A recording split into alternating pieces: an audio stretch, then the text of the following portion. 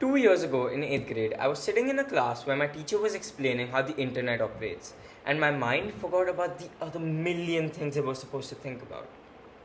I went back home, kept thinking about it, tried searching it up and figuring out how it works. Found it extremely cool. Felt like a smart 8th grader. Now I know what I'm gonna say might sound exaggerated, but hear me out. My perception of everything changed.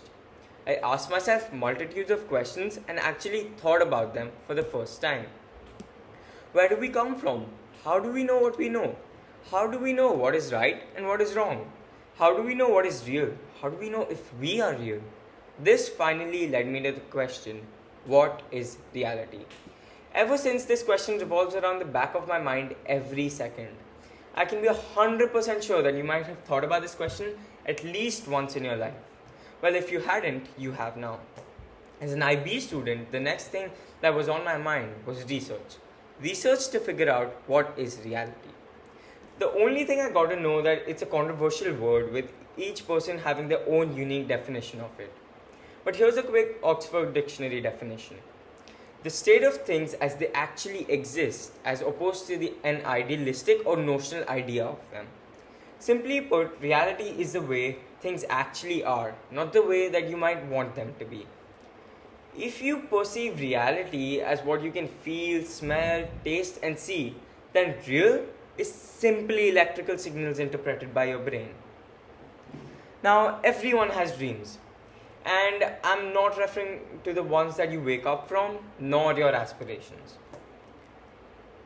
Well, every time I have a dream and I wake up, I tend to think, am I awake inside my dream or am I awake in reality? This brings us to the question that what if we just think we're real? Wait a minute, how do you know I'm real? For all you know, I can be an illusion created by Stark drones or a simulated being in the Matrix.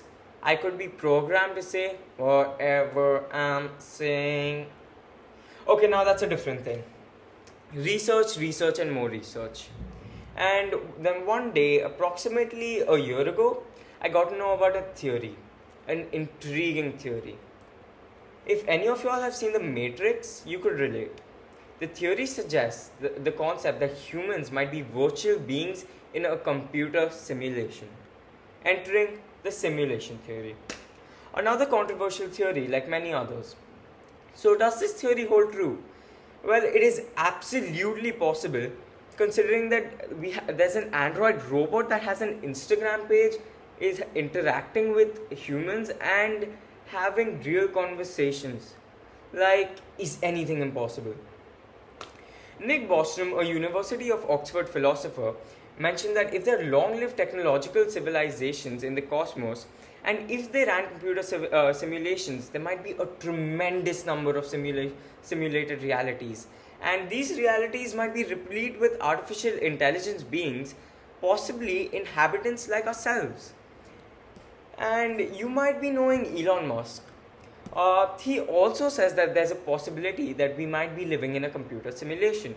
He said that if you assume any rate of improvement at all, games will eventually be indistinguishable from reality. Let's talk about video games. How many of you play video games? Come on, you've probably played them once in your life. If you haven't, then imagine this. There's a certain character on the screen going through numerous experiences. As technology advances, graphics, details in programming keep on improving, and the characters on the screen start to feel more human and real than ever. So moving on, if this theory proves to be true, rather than simulating all of the reality all the time, the simulation would most likely construct impressions of reality on demand, similar to video games, designed to depict just the bits of the screen that need to be visible to the player. For example, if I'm looking here, all I need to see is what's in front of me. So what's behind me isn't rendered. To understand this a little more, we need to go into some basic computing. So to create an artificial mind on the computer, we need very fine detailing of the brain structure. And a computer holds memory in form of random access memory, or RAM, and this is something I'm sure you might have come across. So RAM basically holds the memory of the computer program being run on the computer, and it's necessary for switching between different operations that are performed at the same time. So the higher the RAM, the better the computer functions.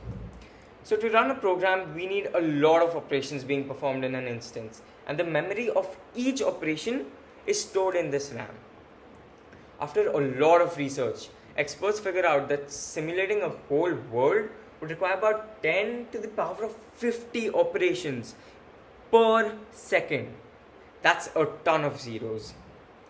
Okay, now that was a lot to process. And at this point, you might be questioning a few things. Starting from how you even got here and why listening to some random kid telling you that you might not be real. And most importantly, how is any of this going to help you? So you think you're just having an existential crisis. You're thinking about all these different possibilities. But have you considered what you're actually achieving? You're changing the way you look at the world, the way you look at life. Let me take you through my experience. Websites became the topic of hyperfocus. And websites with the intriguing and interesting and surreal UIs. And the questions wouldn't stop. And I say this in the best way possible. How are websites made? They're websites to make websites, but it all begins from coding. So who creates these codes? And how there's so many lines of codes for one single website? Who invented coding? All of these questions led to me developing an interest in coding. So why is questioning essential? Well, here's a thought. Humanity lies at the top of Darwin's theory of natural selection. Only because we think, we tinker, and we question. We invent our future.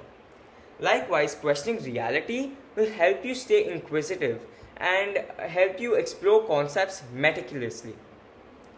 Trust me, questioning your existence might sound like an overused theory that you've thrown aside, but it's profound, intriguing, and not to exaggerate. Definitely eye-opening. So there's a lot more to the simulation theory, more arguments, more facts and logistics to support it. But the final question remains, are we all characters inside someone's highly advanced computer? And is there a cosmic overload simulating us like we simulate Fortnite characters? Coming back to the fact that are we just advanced computerized simulations? We might be. If we are, imagine this. How cool would it be to break out of it, or rather control it according to our own will? Maybe we can make ourselves capable of traveling as fast as light, or even faster than light. How about the ones that are simulating us are also simulated? Wow. For now, my possible simulation might end here. Thank you for watching.